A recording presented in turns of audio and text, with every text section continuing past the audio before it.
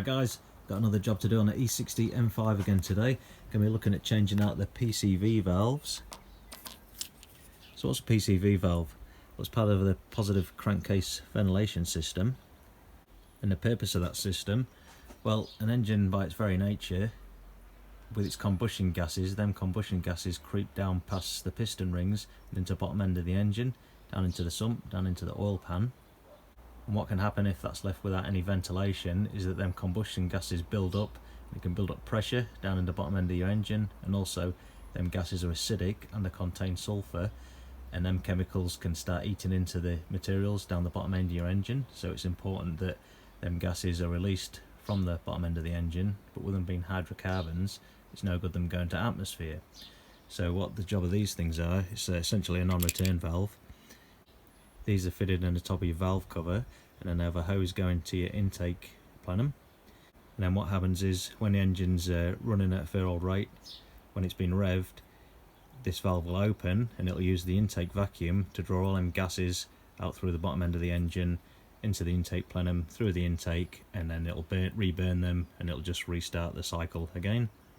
But when the engine's idling, this valve is closed, so it can maintain a smooth idle without all them combustion gases being exposed to the intake manifold. Now what can happen when these things start failing? Well, first of all, they can fail shut, and if that's the case, then combustion gases will start building up in the bottom end of your engine, and that pressure will just keep increasing, and eventually it'll just blow your oil seals out, which is obviously no good. And then these can also fail open, and if that's the case, when your engine's idling, when this thing should be shut, what will happen is it'll cause a lean condition, like your air fuel mixture will be all to cock, so that'll cause a rough idle. It might feel like a bit of an uneven sort of misfire, can also cause hard starting. Now there's various ways to check to see if these things are failing. You can pull the hose that's connected to these, and if it's lined out with oil residue, then you know that these need changing out. And also if you physically remove it and you give it a shake like that, and you hear that rattle, if it's not rattling, you know it's time to change it out. And these are a relatively cheap part. I'll put the part number down in the description there for you guys. So let's go and have a look where these things live. Now, unlike a lot of the other BMW engines, the S85 motor's PCV system is a pretty old school, straightforward system. Just got the little valves, you know. But the upside of that is it's relatively straightforward to change them out. They're a cheap part, and you're not dealing with that big daft CCV system on some of the other cars like the M54s, you know, where you can easily end up with vacuum leaks and blockages and oil contamination. Now, the PCV valves themselves are positioned just at the back of the valve covers there, and they're held in by a small Allen bolt, and then they've got a hose coming off and up to the back of the intake plenum there. So you've got one on this valve cover, one on the other side. That's the two PCV valves we're changing out today. Anyway, never mind about all that, let's get on with the job. So first off, we'll start by removing the two cabin air filters and then the cowling. So to remove the cabin air filter covers, we need to unclip the metal clip here, and then there's a 13mm plastic nut there to turn 90 degrees. Then that lifts up and out, bringing a filter with it.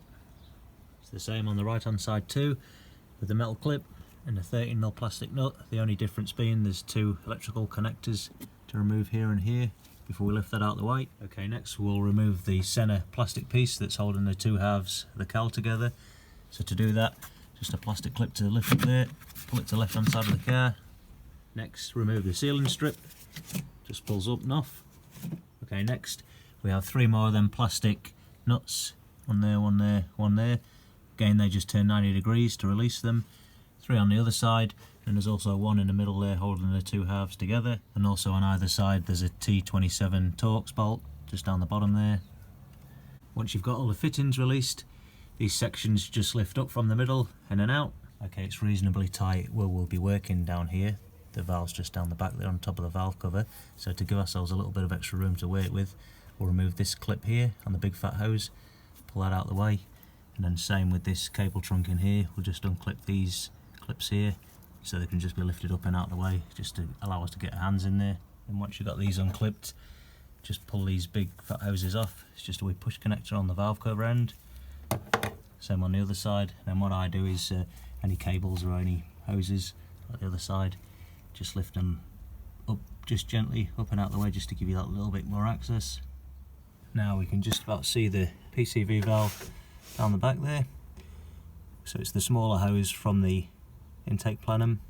So first we'll unclip the hose from the valve itself, and then we'll remove the valve. So to be able to remove the plastic clip off the top of the PCV valve, the one on the end of the hose, I find it's quite difficult because this T27 bolt's in the way, the head of the bolt's in the way of getting your fingers in to release the clip. So remove that first. There's a T27 and a 1/4 inch ratchet. It is a bit difficult, but just take your time down there. Just watch you don't drop the bolt down the hole that the larger hose came off.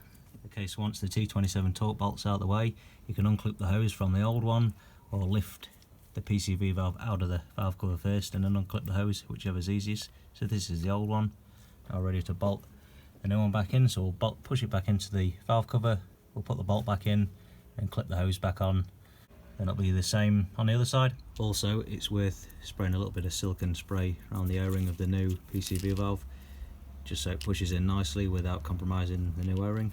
Okay, so we've got the other side done now, and the next step's to reinstall the cowl and the 2 cabin air filters. Okay, so that's the job done.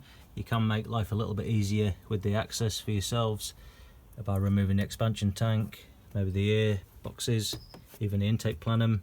I don't mind a bit of a challenge, and by the time you've spent removing that lot, you might as well just spend an extra 10 minutes on each side squeezing in there, but it's up to you guys. So what do we find with the old ones? Well, the right hand side wasn't too bad, a lot of oil build up in both sides. The left hand side is definitely starting to get clogged, but that's why we're changing them out preventatively. So it's a job worth looking at maybe every 30 to 50,000 miles, just as a preventative maintenance item. Or obviously if you start suffering any symptoms of a failing PCV valve. Anyhow, if you found the video useful, don't forget to like or subscribe. I'm MTech Guy.